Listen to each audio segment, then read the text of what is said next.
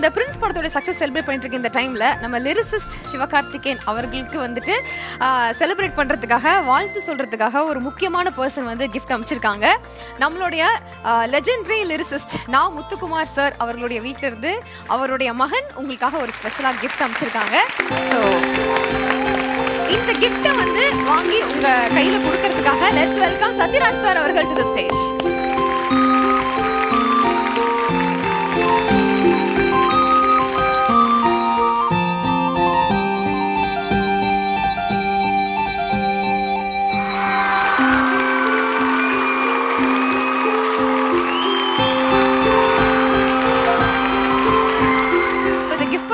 நான் முத்துக்குமார் சார் அவருடைய மகன் வந்து உங்களுக்காக ஸ்பெஷலா கிஃப்ட் பண்ணிருக்காங்க. தம்பி थैंक यू. இத வரைஞ்சது செல்வா அப்படிங்கறவங்க வந்து வரைஞ்சிருக்காங்க. இல்ல எனக்கு ரொம்ப ரொம்ப ஃபேவரட்டான லிரிக்ஸ், எல்லாருக்குமே ரொம்ப ரொம்ப பிடிச்சது. எங்கேயோ நம்ம எழுதுற பாட்டுல சாரோட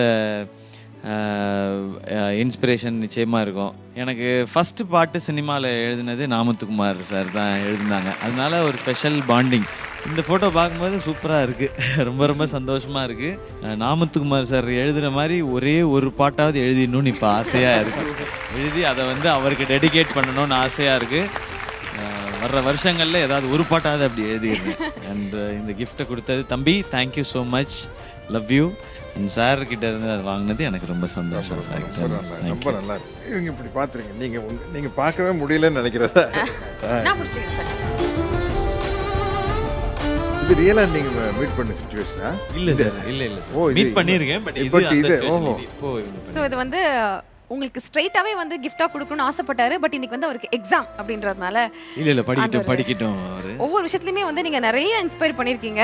சோ நீங்க எழுதக்கூடிய லிரிக்ஸ் எழுதக்கூடிய அந்த இதுக்கு கிடைக்கிற அனைத்து சம்பளமும் வந்து நீங்க அவங்களோட வீட்டுக்கு கொடுக்குறீங்க அப்படிங்கிறது எல்லாருக்குமே தெரிஞ்ச ஒரு விஷயம், கேள்விப்பட்ட ஒரு விஷயம்.